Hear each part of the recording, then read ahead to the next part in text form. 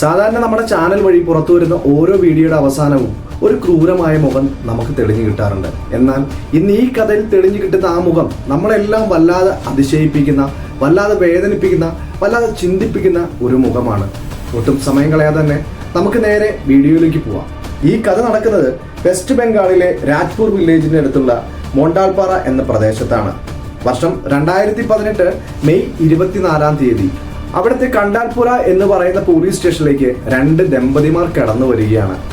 അവരുടെ പേര് ഗോസ്തോ എന്നും സാഗരി എന്നുമാണ്. ആകെ കരഞ്ഞ കണ്ണുകളോടെ വല്ലാതെ ഭയപ്പെട്ട് നിലവിളിച്ചുകൊണ്ടാണ് അവർ പോലീസ് സ്റ്റേഷനിലേക്ക് വരുന്നത്. കാര്യം എന്താണെന്ന് അന്വേഷിച്ച പോലീസിനോട് അവർ പറഞ്ഞത് 7 വയസ്സ് മാത്രം പ്രായമുള്ള തങ്ങളുടെ മകൻ സാധനെ ഇന്ന് രാവിലെ മുതൽ കാണുവാനില്ല എന്നാണ്. കൂടുതൽ കാര്യങ്ങൾ പോലീസ് ഗോസ്തോനോട് ചോദിച്ചപ്പോൾ ഗോസ്തോ പറഞ്ഞത് ഇങ്ങനെയായിരുന്നു: താനും തന്റെ ഭാര്യയും മകനും മാത്രമാണ് വീട്ടിലുള്ളത്. താനൊരു കർഷകനാണ്. തെറ്റില്ലാത്ത വിധത്തിൽ ഭൂമിയുണ്ട്. ആ ഭൂമിയിൽ നല്ല രീതിക്ക് പണിയെടുത്ത് അത്യാവശ്യം കാശെല്ലാം ഉണ്ടാക്കിയിട്ടുണ്ട്. ഈ കൃഷിയിൽ നിന്നെല്ലാം ലാഭം ഉണ്ടാക്കുന്ന കാശിൽ ചെറിയൊരു ഭാഗം പുള്ളി പലിശയ്ക്കായിട്ട് നാട്ടിലെല്ലാം കൊടുക്കുന്ന ഒരു പതിവുമുണ്ട്.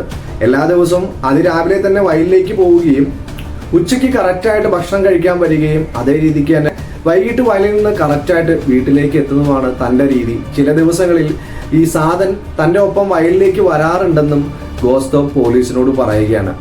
അന്നേ ദിവസം താൻ ജോലിക്കായി ഇറങ്ങുന്ന സമയം സാധൻ തന്നോട് വന്നിട്ട് മിഠായി മേടിച്ച് തരാമോ എന്ന് ചോദിച്ചു. അതനുസരിച്ച് താൻ അവനെ കൂട്ടിക്കൊണ്ടുപോയി സമീപത്തെ കടയിൽ ചെന്ന് മിഠായി മേടിച്ച് കൊടുത്ത് പറഞ്ഞു വിടുകയാണ് ചെയ്തത്.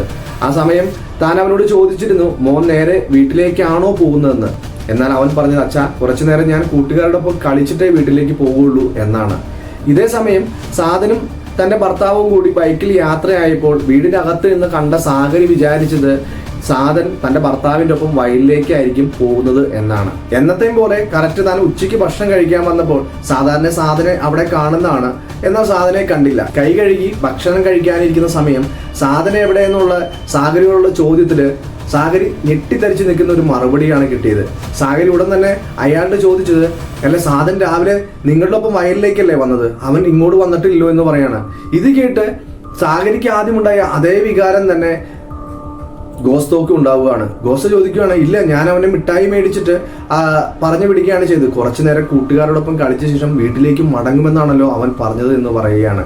ഇത് കേട്ട രണ്ടുപേരും പരസ്പരം നോക്കി നിന്ന് ഉടൻ തന്നെ ഭക്ഷണം കഴിക്കാതെ കൈകളെല്ലാം കഴുകി സമീപത്തെ വീടുകളിലെല്ലാം ചെന്ന് അന്വേഷിക്കുകയാണ്. അവിടെ അവരുടെ കുറച്ച് ബന്ധുമിത്രാദികളെല്ലാം ഉണ്ട്. ആ വീടുകളിലും ഇവന്റെ സുഹൃത്തുക്കളുടെ വീടുകളിലൊക്കെ ചെന്ന് അന്വേഷിച്ചിട്ടും എല്ലാവരും കുട്ടിയെ രാവിലെ കണ്ടതാണ്. അതിനുശേഷം ആരും സാധനെ കണ്ടിട്ടില്ല. അതിനാലാണ് താങ്കൾ പരാതി കൊടുക്കാൻ വന്നതെന്നും ഇവർ കരഞ്ഞുകൊണ്ട് പോലീസിനോട് പറയുകയാണ്. ഈ പരാതി കേട്ട പോലീസ് അതീവ ഗൗരവമായി തന്നെ ഈ കേസിനെ എടുക്കുകയാണ്. അങ്ങനെ എടുക്കാൻ കാരണം എന്ന് പറയുന്നത് ഏതാനും മാസങ്ങൾക്കുള്ളിൽ ഈ പോലീസ് സ്റ്റേഷന്റെ പരിധിയിൽ തന്നെ 3 കുട്ടികളെ കാണാതായിട്ടുണ്ട്. ആ കുട്ടികളെ കണ്ടുപിടിക്കാൻ ഇതുവരെ പോലീസിന് സാധിച്ചിട്ടില്ല. അതിലൊരു തുമ്പുമില്ല. ആ കൂട്ടത്തിലേക്ക് ഒരു 4ാമത്തെ കുട്ടിയായിരിക്കുമോ സാധൻ എന്ന സംശയം പോലീസിന് ബലമായിട്ടുണ്ടായിരുന്നു. ഉടൻ തന്നെ SP ഓഫീസിലേക്ക് കാര്യങ്ങൾ അറിയിച്ചപ്പോൾ SP ഒരു സ്പെഷ്യൽ ടീമിനെ തന്നെ ഫോം ചെയ്ത് ഈ കേസിന്റെ ഇൻവെസ്റ്റിഗേഷൻ ആരംഭിക്കാൻ പറയുകയാണ്. പോലീസിന് സാധനെ കണ്ടുപിടിക്കാൻ സാധിച്ചോ? എന്താണ് യഥാർത്ഥത്തിൽ സാധന സംഭവിച്ചത്? ക്രൈം ഡിറ്റക്റ്റീവിന്റെ പുതിയൊരു എപ്പിസോഡിലേക്ക് എൻ്റെ എല്ലാ പ്രിയപ്പെട്ട കൂട്ടുകാർക്കും ഹാർദമായ സ്വാഗതം. എൻ്റെ പേര് രബിൻ. കൂട്ടുകാരെ, നമ്മുടെ ചാനൽ ഒരു പുതിയ ചാനലാണ്. അതിനാൽ തന്നെ നിങ്ങളുടെ അകമഴിഞ്ഞിട്ടുള്ള സപ്പോർട്ട് ഉണ്ടെങ്കിൽ മാത്രമേ നമുക്ക് നല്ല രീതിക്ക് മുന്നോട്ട് പോകാൻ സാധിക്കൂ എന്ന് ഞാൻ ഓർമ്മപ്പെടുത്തുകയാണ്. ക്രൈം സ്റ്റോറീസ് ഇഷ്ടപ്പെടുന്ന കൂട്ടത്തിലാണ് നിങ്ങളെങ്കിൽ നമ്മുടെ ഈ ചാനൽ സബ്സ്ക്രൈബ് ചെയ്യാനും ഒപ്പം തന്നെ ബെൽ ബട്ടൺ അമർത്തി നോട്ടിഫിക്കേഷൻ ഓൺ ആക്കി വെക്കാനും ലൈക്കും കമന്റും തരാനും ഇത്തരത്തിൽ സ്റ്റോറീസ് ഇഷ്ടപ്പെട്ട നിങ്ങളുടെ സുഹൃത്തുക്കൾക്ക് ഷെയർ ചെയ്തു കൊടുക്കാനും മറക്കല്ലേ എന്ന് ഓർമ്മിച്ചുകൊണ്ട് നമുക്ക് നേരെ കഥയിലേക്ക് പോവാം. അങ്ങനെ പോലീസ് തങ്ങളുടെ എല്ലാ സന്നാഹങ്ങളും അറിവുകളും ഉപയോഗിച്ച് ഈ കേസ് അന്വേഷിക്കാൻ ആരംഭിച്ചെങ്കിലും ആ 7 വയസ്സുകാരനെ കുറിച്ച് യാതൊരു വിധത്തിലുള്ള തുമ്പും ആർക്കും തന്നെ കിട്ടിയില്ല. ദിവസങ്ങൾ കടന്നുപോയി. 4 ദിവസങ്ങൾക്കപ്പുറം അതിരാവിലെ തന്നെ ഗോസ്തോന്റെ ഫോണിലേക്ക് അയാളുടെ സുഹൃത്ത് വിളിക്കുകയാണ്. സുഹൃത്ത് വിളിച്ചിട്ട് പറഞ്ഞത്, നീ ഉടൻ തന്നെ ഇങ്ങോട്ട് വരണമെന്നാണ്. ആ സ്ഥലവും പറഞ്ഞു കൊടുത്തു. എന്താണ് കാര്യമെന്ന് എത്ര തവണ ചോദിച്ചിട്ടും ആ സുഹൃത്ത് കാര്യം പറഞ്ഞില്ല. നീ വേഗം വരൂ എന്നാണ് പറഞ്ഞത്. അവന്റെ സൗണ്ടിലെ ആ പരിഭ്രമം ഗോസ്തോയെ വല്ലാതെ വേദനിപ്പിച്ചുവെങ്കിലും ഉടൻ തന്നെ അവൻ പറഞ്ഞ സ്ഥലത്തേക്ക് പുള്ളി ചെല്ലുകയാണ്. വിജനമായ ആ പ്രദേശത്ത് ആ സമയം നിറയെ ആളുകൾ തടിച്ചു കൂടിയിട്ടുണ്ട്. എന്താണ് കാര്യമെന്ന് ഗോസ്തോയ്ക്ക് മനസ്സിലായില്ല. എന്നാൽ അവിടെ ചെന്ന് നോക്കുമ്പോൾ ഒരു സ്യൂക്കേഡ്സ് കിടക്കുന്നുണ്ട്. അല്ലാത്ത ദുർഗന്ധവും വമിക്കുന്നുണ്ട്. അത് മാത്രമല്ല ആ ഷൂക്കേഴ്സിന് ചുറ്റും തന്നെ ഒരുപാടധികം ഈച്ചകൾ പറക്കുന്നുമുണ്ട്. ഗോസ്തോ അവിടെ എത്തി ഒട്ടും വൈകാതെ തന്നെ പോലീസും അവിടെ വന്നു ചേരുകയാണ്. പോലീസ് ആ പെട്ടി തുറക്കുകയാണ്. ആ പെട്ടി തുറന്ന നിമിഷം ആ പിതാവിന്റെ ചങ്കിൽ ഒരു വലിയ മിന്നൽ പിളർപ്പാണ് ഉണ്ടായത്. അതിന് കാരണം ആ പെട്ടിക്കുള്ളിൽ തന്റെ 7 വയസ്സ് മാത്രം പ്രായമുള്ള മകൻ സാധനായിരുന്നു. അവന്റെ ബോഡി അഴുകി തുടങ്ങിയിരുന്നു. ഒരിക്കലും ഒരു പിതാവും കാണാൻ ആഗ്രഹിക്കാത്ത ആ കാഴ്ച കണ്ട ഗോസ്തോ അവിടെ കിടന്ന് പൊട്ടിക്കരയുകയാണ്. വാർത്ത കാട്ടുതീ പോലെ എല്ലായിടത്തേക്കും പടർന്ന് സാഗരിയും വിവരം അറിയുകയാണ്. ആ സ്ത്രീ വാ കൂട്ടാതെ നിലത്തടിച്ചു കിടന്ന് കരയുകയായിരുന്നു. ബന്ധുമിത്രാദികളും അവിടുത്തെ അയൽവക്കാരും എല്ലാവരും സമാധാനിപ്പിക്കാൻ ശ്രമിച്ചെങ്കിലും ആ മാതാവിന്റെ ദുഃഖത്തെ അതൊന്നും ശമിപ്പിക്കുന്നതായിരുന്നില്ല. ഗോസ്തോനെ സ്ഥലത്ത് നിന്ന് മാറ്റിയ ശേഷം ഇൻക്വസ്റ്റ് എല്ലാം തയ്യാറാക്കി പോലീസ് ഉടൻ തന്നെ ഓട്ടോപ്സിക്കായിട്ട് ബോഡി അയക്കുകയാണ്. ഇൻക്വസ്റ്റിൽ ഒരു കാര്യം പോലീസിന് വ്യക്തമായിരുന്നു, തലയ്ക്ക് അടി കൊണ്ടിട്ടുണ്ട്. മാത്രമല്ല ആ ഷൂക്കേഴ്സിനുള്ളിൽ നിറയെ രക്തപ്പാടുകളും ഉണ്ടായിരുന്നു. വൈകാതെ തന്നെ പോലീസിന് ഓട്ടോപ്സി റിപ്പോർട്ട് കിട്ടുകയാണ്. അവർ സംശയിച്ചതുപോലെ തന്നെ തലക്കേറ്റ അടികൊണ്ടാണ് മരണം സംഭവിച്ചിരിക്കുന്നത്. പോലീസിന് അവർക്ക് സംശയം തോന്നിയ ഏതാണ്ട് 14ഓളം പേരെ അറസ്റ്റ് ചെയ്യുകയാണ്. അവരെ അറസ്റ്റ് ചെയ്ത് ക്വസ്റ്റ്യൻ ചെയ്യുന്നതിനിടയിൽ ആ കൂട്ടത്തിൽ ഒരാൾ പെറുവിറുക്കുന്നത് പോലീസ് കേൾക്കുകയാണ്.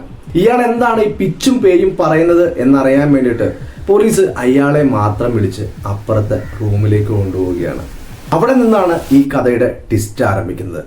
വൈകാതെ തന്നെ പോലീസ് ഗോസ്തയെയും സാഗരിയെയും പോലീസ് സ്റ്റേഷനിലേക്ക് വിളിച്ചു വരുത്തുകയാണ്. അപ്പോൾ സമയം ഏതാണ്ട് 5 മണിയോട് അടുത്തിട്ടുണ്ട്.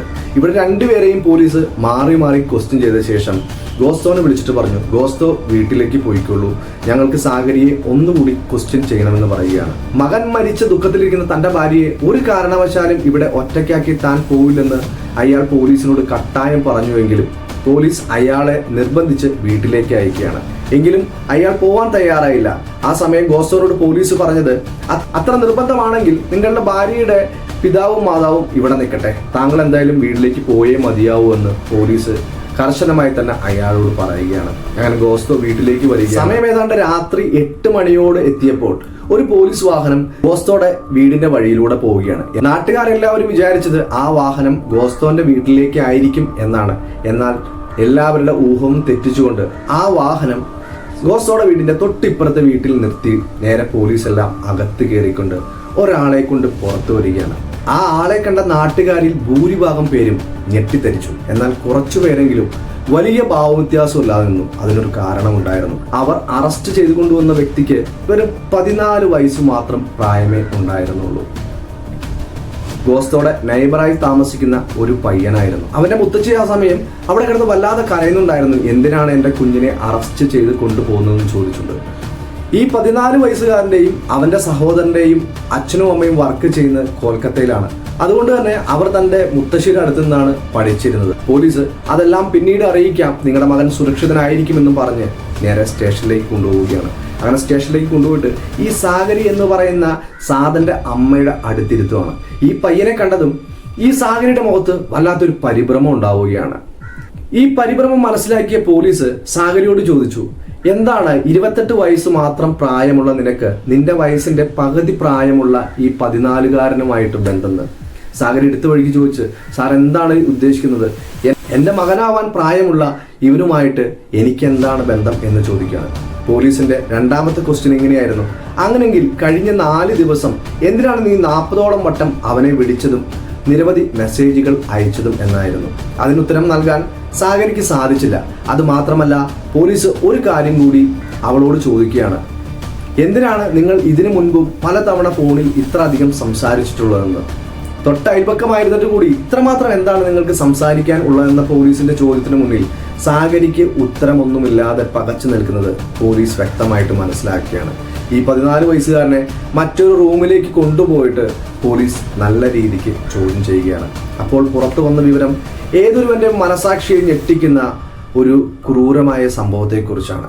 ആ പയ്യൻ പറഞ്ഞത് ഇങ്ങനെയായിരുന്നു, ഈ പയ്യൻ തന്റെ മുത്തശ്ശിയുടെ നിർദ്ദേശപ്രകാരം പല കാര്യങ്ങളും മേടിക്കാൻ വേണ്ടി സാഗരിയുടെ വീട്ടിലേക്ക് പോകാറുണ്ട്. ഈ സമയം സാധൻ സ്കൂളിലും അല്ലെങ്കിൽ പിതാവിനോടൊപ്പം വയലിലുമായിരിക്കും രണ്ടുപേരും. ആ വീട്ടിൽ സാഗരി മാത്രമേ ഉണ്ടാവുകയുള്ളൂ. സാഗരിക്ക് തുടരെ ഈ പയ്യനെ കാണുന്നതിലൂടെ അവനോടൊരു അനുരാഗം തോന്നുകയാണ്. അനുരാഗം എന്ന് പറയുന്നത് ലൈംഗികമായിട്ടുള്ളൊരു അനുരാഗം തോന്നുകയാണ്. ആദ്യമെല്ലാം ഈ പയ്യൻ ഇതിനോട് നിരസിച്ചിരുന്നു എങ്കിലും പതിയെ പതിയെ അവനും ആ പ്രണയം സ്വീകരിക്കാൻ തുടങ്ങുവാണ്. അങ്ങനെ സാധനം പിതാവുമില്ലാത്ത സമയം ഇവർ ശാരീരികമായിട്ടുള്ള അടുപ്പത്തിലെല്ലാം ഏർപ്പെടുകയാണ്, ശാരീരികമായി ബന്ധപ്പെടുകയാണ്. അങ്ങനെ നല്ല രീതിക്ക് ഇവർ മുന്നോട്ട് പോയിക്കൊണ്ടിരിക്കുമ്പോൾ സ്ഥിരമായിട്ട് ഈ പയ്യൻ വീട്ടിലേക്ക് വരുന്നത് പല അയൽവക്കാരും ശ്രദ്ധിച്ചിരുന്നുവെങ്കിൽ പോലും ഗോസ്തോനോട് അവർ ആരും തന്നെ ഇതിനെക്കുറിച്ച് ഒന്നും പറഞ്ഞില്ല. ഒന്ന് ആലോചിച്ച് നോക്കുക. ശരിക്കും പറഞ്ഞാൽ നമ്മുടെ നാട്ടിലെ രീതി അനുസരിച്ച് ഒരു 14 വയസ്സുകാരൻ എന്ന് പറയുന്നത് 9ാം ക്ലാസ്സിൽ പഠിക്കുകയായിരിക്കും, മീശ പോലും കിളർത്തിട്ടുണ്ടാവില്ല. അവനോടാണ് ആ 28കാരിക്ക് കല്യാണം കഴിഞ്ഞ് സന്തോഷമായി ജീവിക്കുന്ന ആ സ്ത്രീക്ക് ഇത്തരത്തിലുള്ള അടുപ്പം തോന്നിയത്. ആരും അറിയാതെ ഇവർ ഈ ബന്ധം നല്ല രീതിയിൽ തന്നെ മുന്നോട്ട് കൊണ്ടുപോവുകയാണ്. അന്നേ ദിവസം, അതായത് മെയ് 24-ാം തീയതി സാധൻ മിഠായി എല്ലാം മേടിച്ച് കൂട്ടുകാരുടെ ഒപ്പം കുറച്ചു നേരം കളിച്ച ശേഷം നേരെ വീട്ടിലേക്ക് വരികയാണ്.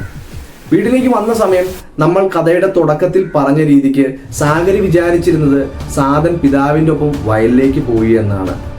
ഒട്ടും പ്രതീക്ഷിക്കാതെ തൻ്റെ മകൻ വാതിലും തുറന്ന് അകത്തേക്ക് കയറിയപ്പോൾ ഉടുതുണിക്ക് മറുതുണി ഇല്ലാതെ കിടക്കുന്ന ഇവൻ ബയ്യ എന്ന് വിളിക്കുന്ന ഈ 14 വയസ്സുകാരനും തൻ്റെ അമ്മയെയുമാണ് കണ്ടത്. കൊച്ചുകുട്ടിയാണെങ്കിൽ പോലും അരുതാത്തതെന്തോ ആണ് അവിടെ നടക്കുന്നതെന്ന് അവൻ അപ്പം തന്നെ മനസ്സിലായി. സാധനെ കണ്ടതും സാഗരി ഉടൻ തന്നെ തലയിലേക്കൊരു തുണി എടുത്തിട്ട ശേഷം തൻ്റെ നഗ്നത അവൾ ഉടൻ തന്നെ മറയ്ക്കുകയാണ്. അതിനുശേഷം വെപ്രാളത്തോടെ പരിഭ്രമത്തോടെ അവൾ ആ കൊച്ചുകുട്ടിയോട് പറഞ്ഞു, ഇത് അച്ഛനോട് പറഞ്ഞു കൊടുക്കരുത് എന്ന്.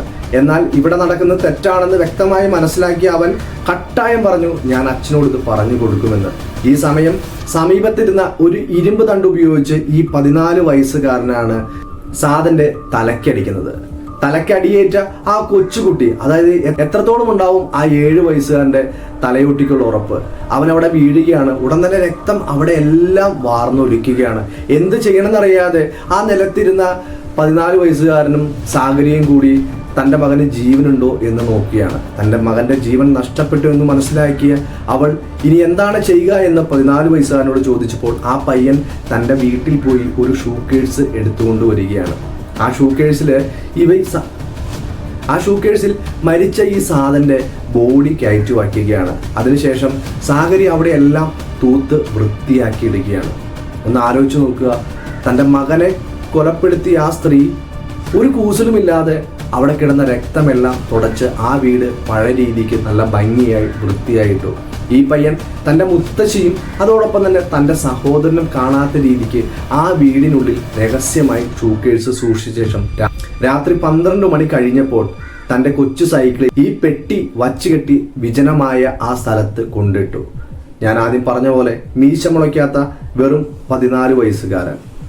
ക്രൂരതയുടെ വല്ലാത്തൊരു മുഖം നമുക്ക് അവരിൽ 2 പേരിലും കാണാൻ സാധിക്കും. കാര്യങ്ങളെല്ലാം കൂടുതലായി ചോദിച്ചു മനസ്സിലാക്കിയ പോലീസും ഒപ്പം തന്നെ നാട്ടുകാരും അതോടൊപ്പം തന്നെ ഗോസ്തോയും അവരുടെ മാതാപിതാക്കളും ഞെട്ടിത്തരിച്ചു നിന്നുപോയി. ഇത്ര ക്രൂരയാണോ തൻ്റെ ഭാര്യ, ഇത്ര മോശപ്പെട്ടവളാണോ തൻ്റെ മകളെന്നും ആ മാതാപിതാക്കളും ഇത്രയും വൃത്തികെട്ട ഒരു ജന്തുവാണോ ഇവളെന്ന് നാട്ടുകാരും വിചാരിച്ചു. മകനെ നഷ്ടപ്പെട്ട പിതാവിന് ഇപ്പോൾ ഏറ്റിരിക്കുന്ന ആഘാതം അതിലും വലുതാണ്. എല്ലാ പഴുതുകളും അടിച്ച് പോലീസ് കുറ്റാന്വേഷണം അവസാനിപ്പിച്ചു. ഇപ്പോൾ സാഗരി ജയിലിലാണ്. 14 വയസ്സുകാരനെ ഈ 2018 ജൂനൈൽ ഹോമിലേക്കായിരുന്നു കൊണ്ടുപോയിരുന്നത്. അതിനുശേഷം 18 വയസ്സ് പൂർത്തിയായപ്പോൾ ജയിലിലേക്കും മാറ്റി. തക്കതായ ശിക്ഷ തന്നെ കോടതി കൊടുത്തു എന്നാണ് അറിയാൻ സാധിച്ചത്. ആ കോടതിയുടെ വിധിപ്പകർപ്പ് എത്ര തപ്പിയിട്ടും കിട്ടിയില്ല.